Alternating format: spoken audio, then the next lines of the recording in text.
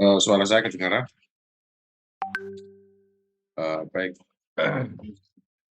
Yang saya hormati Bapak Ibu, rekan-rekan mahasiswa program doktoral kelas intensif.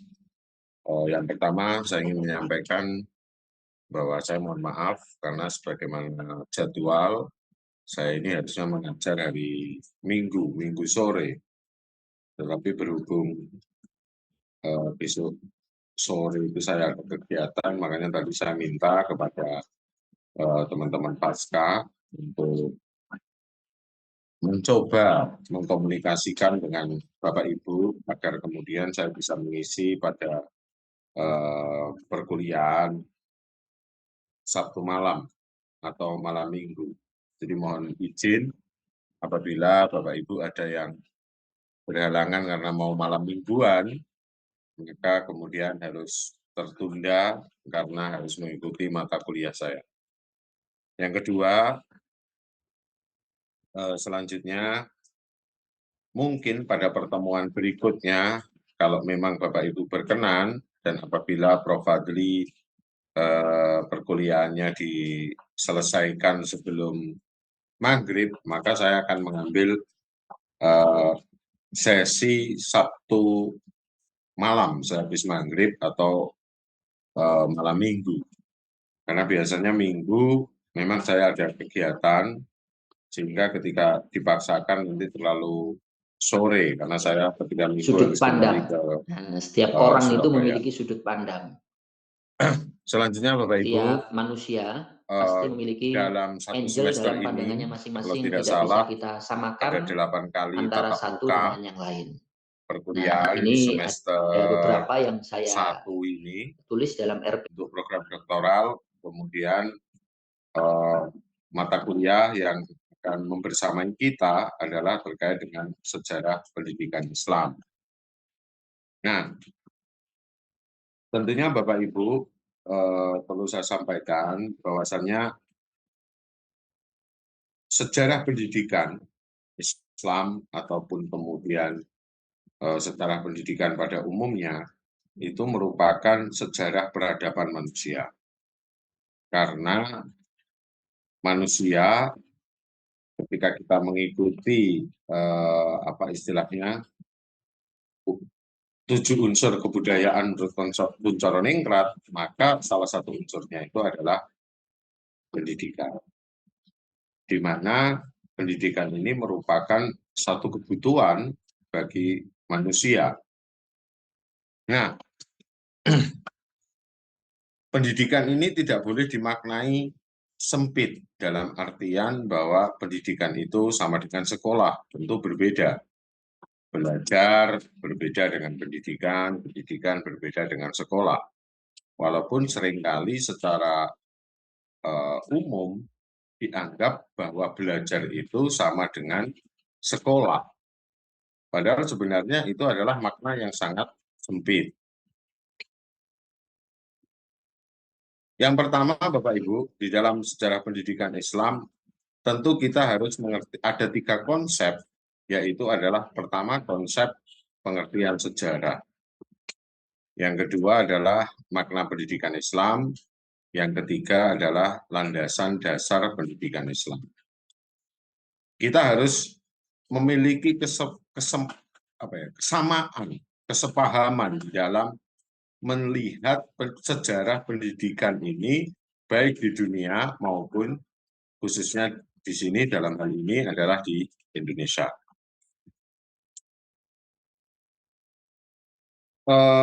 Bapak Ibu yang saya hormati, bahwa saya ini pernah mengajar mata kuliah sejarah pendidikan Islam pada tingkat S2. Saya kurang tahu apakah itu di MPI atau itu di PAI, tetapi pernah memberikan mata kuliah ini pada jenjang pendidikan sebelumnya. Saya kurang tahu apakah Bapak Ibu memiliki latar pendidikan yang pernah menerima mata kuliah sejarah pendidikan Islam. Nah, kita awali dengan pengertian sejarah dulu. Saya mengambil pengertian dari 3 tokoh, Yang satu tokoh Islam, yang dua tokoh Barat, dan yang ketiga adalah tokoh sejarah Indonesia. Dari kelompok Islam, di sini ada Ibnu Khaldun. Ya, Ibnu Khaldun yang kemudian mendefinisikan sejarah adalah catatan tentang masyarakat, umat manusia, ataupun peradaban dunia, dan tentang perubahan-perubahan yang terjadi pada watak masyarakat. Jadi, Ibnu Khaldun menekankan sejarah ini merupakan deskripsi tentang masyarakat. Tentang masyarakat. Ya, masyarakat bisa dalam lingkup yang kecil, bisa dalam lingkup yang besar, dalam artian adalah peradaban. Tentang perubahan-perubahan yang terjadi pada watak masyarakat.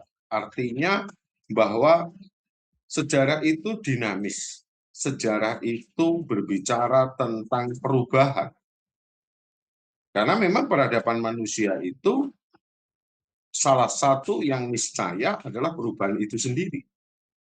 Kemudian kalaupun sejarawan dari Indonesia, yaitu adalah Sartono Kartodinjo, mengatakan adalah sejarah adalah gambaran masa lalu manusia dan lingkungan sekitarnya sebagai makhluk sosial yang disusun secara ilmiah dan lengkap. Jadi dalam hal ini Sartono Kartodinjo sudah menentukan bahwa mempelajari sejarah itu harus dengan metodologi. Karena di situ ada kalimat secara ilmiah dan lengkap. Secara ilmiah adalah metodologi, secara lengkap artinya harus holistik, harus menyeluruh, harus multi perspektif, bukan dari satu perspektif atau dari satu sudut pandang. Kemudian, kenapa kita harus belajar sejarah? Sejarawan Inggris yang terkenal Arnold Toynbee mengatakan belajar sejarah adalah belajar tentang masa lalu untuk membangun masa depan. Di sini menekankan bahwa manusia itu memiliki satu pola, satu keteraturan yang kemudian ketika kita melihat apa yang terjadi di masa lalu sebagai prediksi, sebagai satu landasan untuk membangun masa depan. Ini ketika kita belajar tentang sejarah. Dalam hal ini nanti tentunya sejarah pendidikan Islam. Bapak Ibu yang saya hormati, tentu ketika kita belajar, maka ada beberapa hal yang kemudian apa istilahnya ya, perlu menjadi referensi Bapak Ibu di dalam belajar mata kuliah ini. Nah, saya stop share dulu.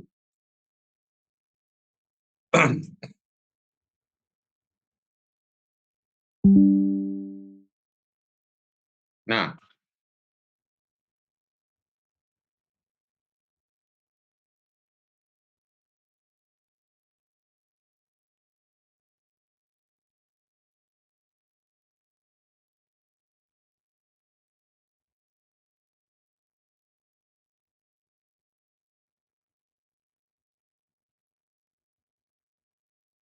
saya menggunakan pegangan buku ini. Buku dari Dr. Abdul Qadir MA, yaitu judulnya adalah Sejarah Pendidikan Islam. Ini ada PDF-nya, bisa Bapak Ibu share, bisa Bapak Ibu pegang. Sebentar Bapak Ibu, saya stop dulu karena ada telepon agak urgent.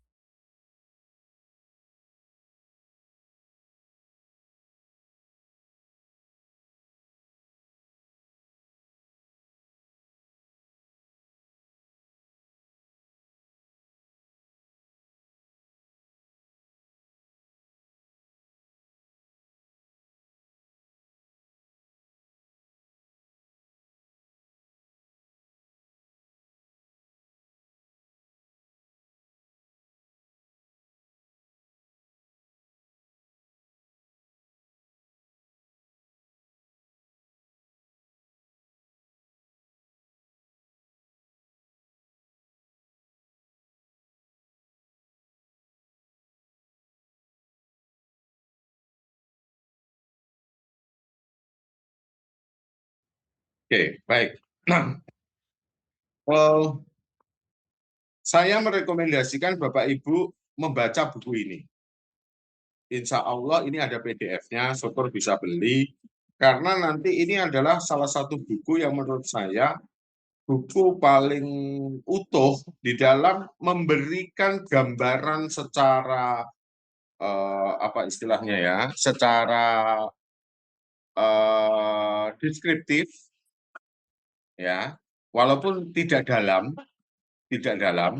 tetapi buku ini memberikan satu gambaran Ini dia, saudara. yang cukup lah, yang cukup Slide-nya untuk bergeser ya? mempelajari tahapan-tahapan Monggo. di Siapa yang dalam bisa ngerekam? kita mempelajari sejarah pendidikan Oh Islam. ya, oke. Kita ulangi. Tentu di setiap bagiannya Bapak Ibu harus punya referensi tambahan. Assalamualaikum warahmatullahi wabarakatuh. Nih, karena apa? Waalaikumsalam warahmatullahi Karena wabarakatuh. buku ini yang paling penting Alhamdulillah, adalah Bapak dan Ibu membangun sekalian, satu hari ini tahapan adalah dulu. pertemuan Ketika pertama di belajar kelas saya. sejarah pendidikan Islam, seperti apa Materi kuliah tahapan-tahapan yang akan berkutat tentang dilalui. bagaimana penelitian dan bagaimana Mohon maaf, Bapak, Ibu, publikasi jadi jurnal ilmiah. mungkin saya nggak akan lama. Kalau Bapak dan Ibu sekalian adalah Gimana? dosen, mestinya Bapak dan Ibu sekalian punya dalam account mengajar, di karena Scopus. barusan ada panggilan Minimal dari di Google Scholar, minimal. dan Pak Bupati. Tapi kalau Bapak pernah segera publikasi merapat. di jurnal Scopus, Jadi namanya mungkin, insya Allah punya. nggak terlalu lama. Oke, baik Bapak Ibu, mungkin ada pertanyaan?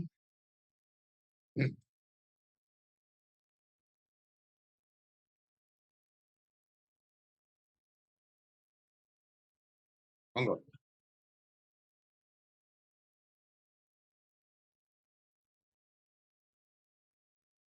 Kita tampilkan dulu RPS-nya ya, apa yang dipelajari. Bentar.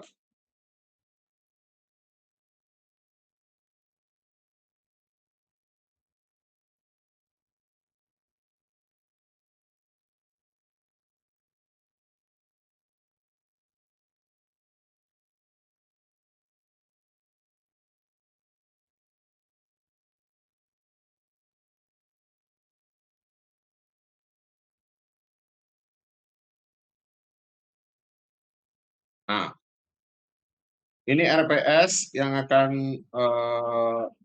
apa istilahnya pembagiannya terkait dengan perkuliahan yang ingin kita jalankan.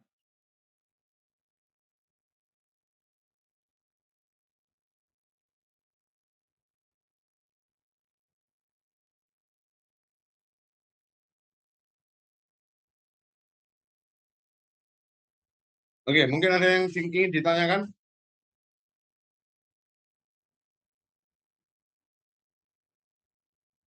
Monggo, saya buka ruang diskusi.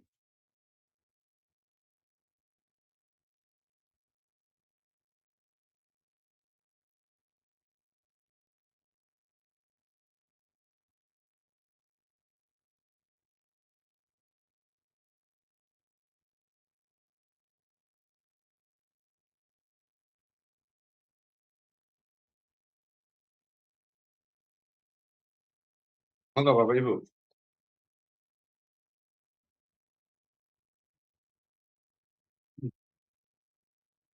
Ya.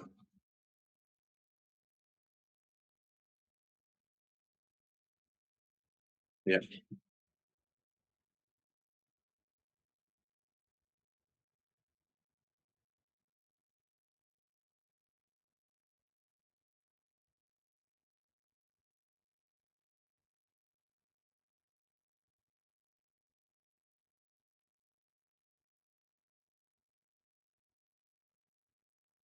Oke, Bapak Ibu, nanti ketika panjenengan sudah mendapatkan buku yang saya maksud tadi, di situ nanti ada penjelasan secara lengkap.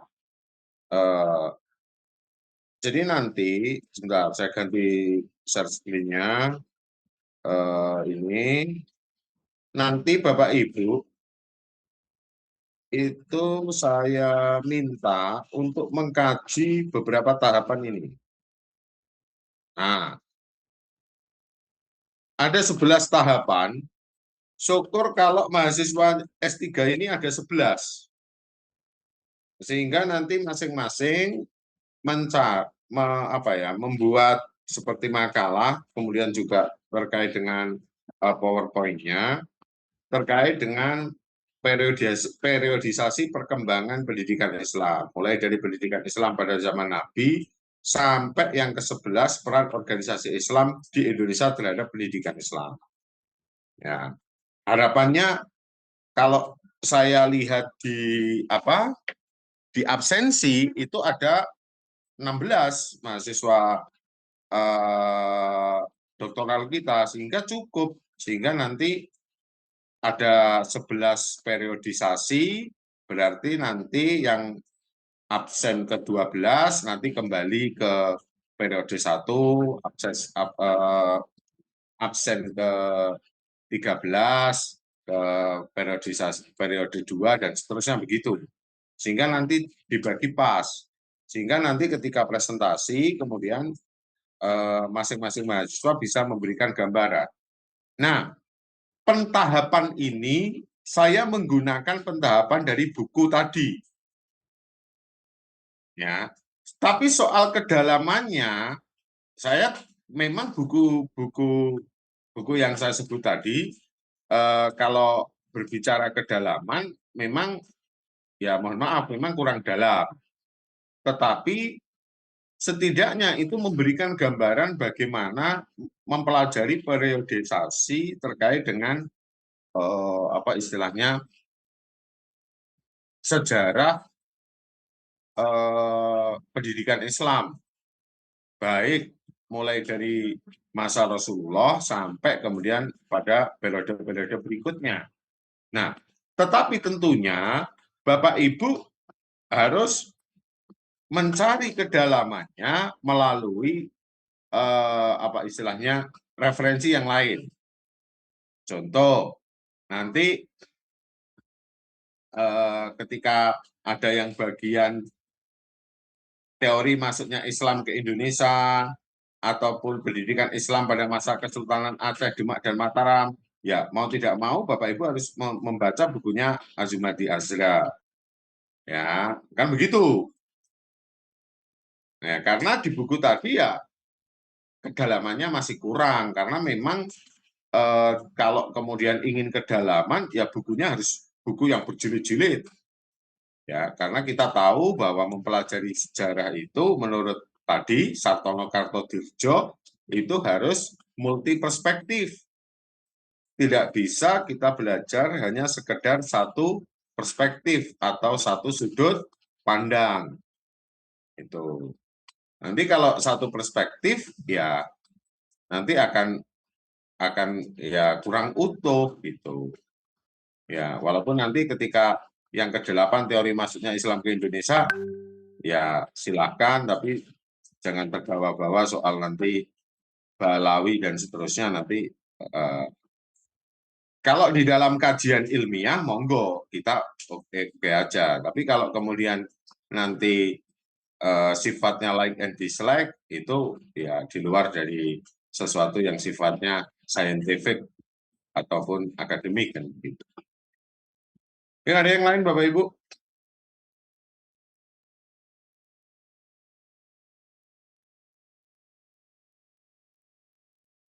Ya, silakan.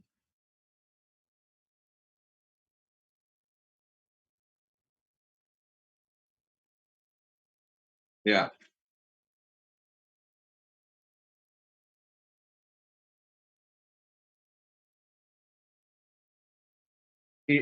begini. Iya, karena nanti itu akan masuk pada poin 9, 10, 11. Pada periodisasi 9, 10, 11, terutama yang 11 nanti peran organisasi Islam, karena kita tidak memungkiri bahwa pendidikan Islam itu jauh dibangun sebelum kita merdeka, baik itu peran Nahdlatul Ulama ataupun peran Muhammadiyah dan seterusnya dalam perkembangan pendidikan Islam, atau kemudian di Sumatera dan seterusnya yang berpusat di Minangkabau, itu nanti akan menjadi bahasan pada poin 9, 10, dan 11. Tuh. Ya baik, mungkin ada yang lain?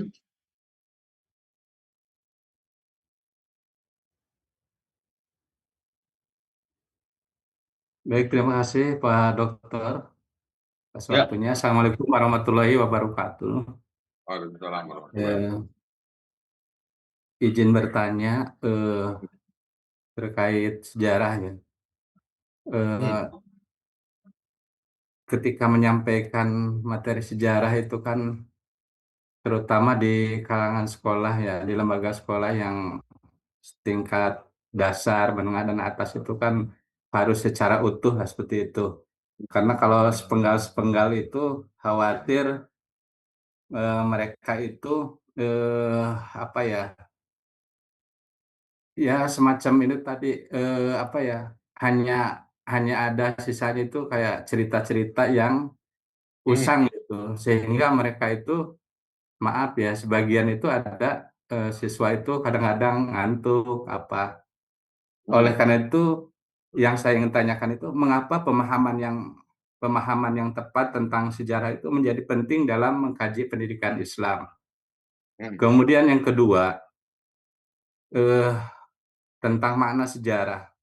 Apa makna sejarah jika dilihat dari perspektif sejarah sebagai ilmu, Hmm. kemudian sebagai peristiwa dan sebagai kisah. Karena tadi dalam memahami sejarah itu kan tadi disampaikan, mohon maaf kalau saya Hmm. apa mm, tadi sekilas tuh nggak boleh dijadikan apa pemahaman apa memahami sejarah itu sebagai pendidikan ya gitu dok Pak Dokter atau bukan? Sebenarnya saya nggak menyampaikan begitu. Gimana gimana? Tadi kan sejarah itu dimaknai itu kalau nggak salah dengar itu jangan dimaknai sebagai ilmu ya tadi itu seperti itu. Ya. Nah, yang saya tanyakan itu apa makna sejarah jika dilihat dari perspektif sejarah itu sendiri dan sebagai ilmu. Kemudian kaitannya dengan peristiwa dan kisah. Itu saja Pak Dokter. Terima kasih. Assalamualaikum warahmatullahi wabarakatuh. Oke, waalaikumsalam warahmatullahi wabarakatuh. Baik, Pak Saifullah. Jadi begini, ketika kita belajar terkait dengan sejarah, maka sebenarnya seorang sejarawan itu harus melepaskan dirinya dari keterikatan kepentingan yang ada di dalam dirinya, masyarakatnya, ataupun budayanya. Ya. Mengapa begitu? Karena sejarah itu sebenarnya multi perspektif. Kalau di Indonesia, Bapak Ibu yang dari sejarah, tentu mengenal apa yang disebut dengan historiografi nasional dan historiografi kolonial. Ya, jadi kalau historiografi kolonial adalah sebuah penulisan sejarah yang disusun oleh para ahli sejarah dari Eropa, khususnya dari Belanda. Tapi kalau historiografi nasional adalah sejarah yang disusun oleh ilmuwan kita, kan begitu. Maka disinilah kemudian ada satu kepentingan yang kemudian sejarah sebagai ilmu sering berubah menjadi sejarah sebagai doktrin. Oke. Contoh, ketika kita mempelajari terkait dengan satu peristiwa Perang Jawa, terkait dengan Pangeran Diponegoro, maka pasti kita, kalau orang Indonesia, menganggap itu adalah sebagai sebuah perjuangan. Tapi kalau historiografi kolonial akan menganggap itu sebagai satu pemberontakan.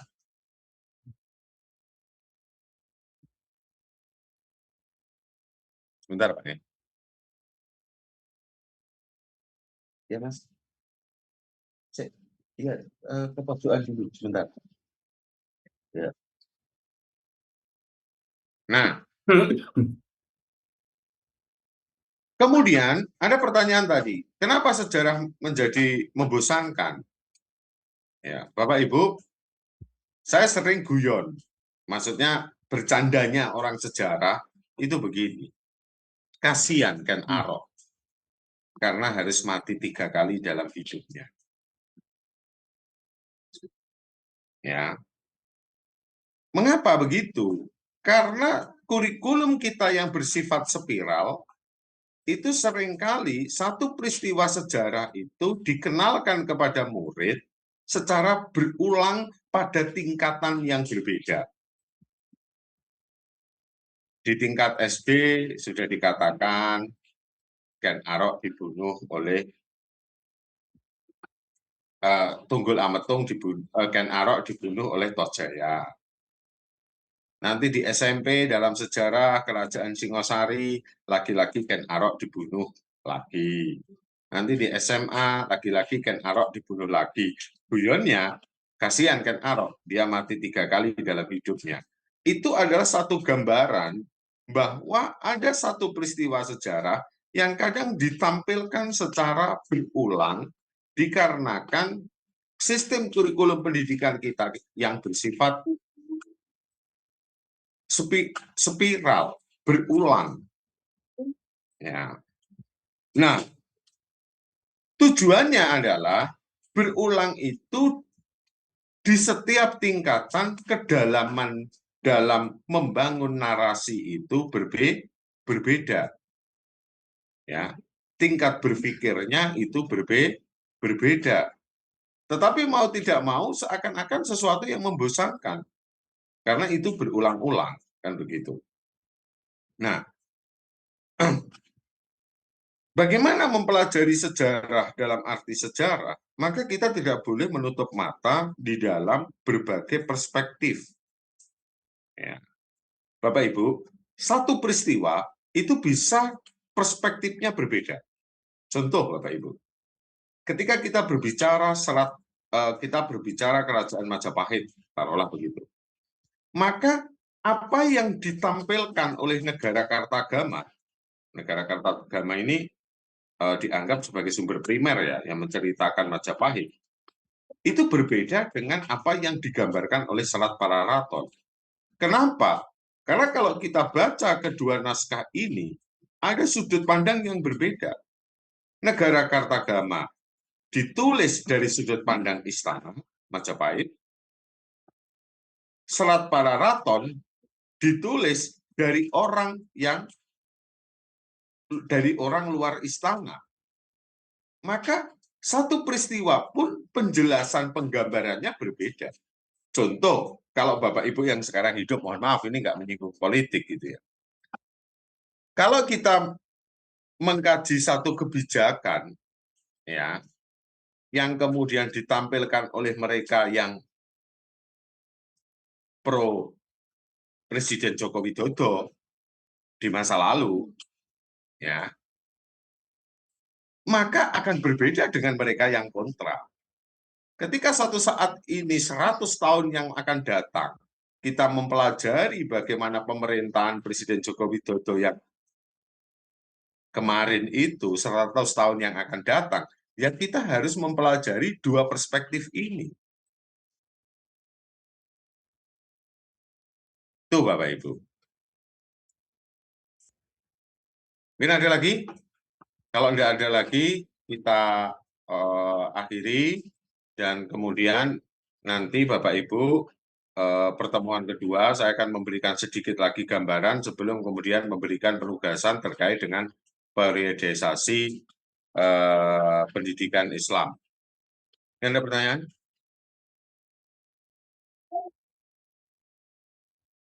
Kalau enggak, saya akhiri dulu Bapak Ibu karena ini sudah disusul.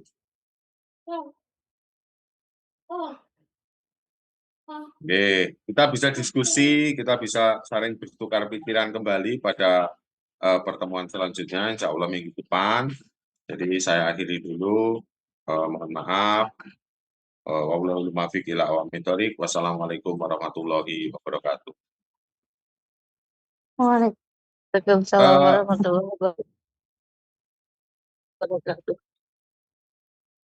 Oke, saya bisa kirim via sini atau via WA. Via WA ya, siap. Oke, baik, Bapak Ibu, saya akhiri. Sampai bertemu pada pertemuan berikutnya. Jangan lupa absen. Absennya bagaimana absennya? Absennya ya, satu link ya. Silakan, sudah absen sebagaimana pertemuan berikutnya, begitu aja.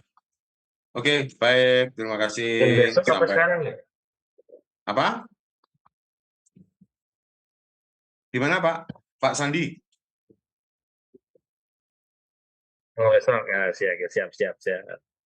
Absen sekarang juga nggak apa-apa tanggal sekarang. Itu aja. Terima Oke, kasih.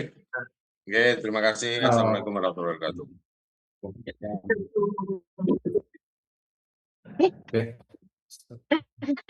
Itu,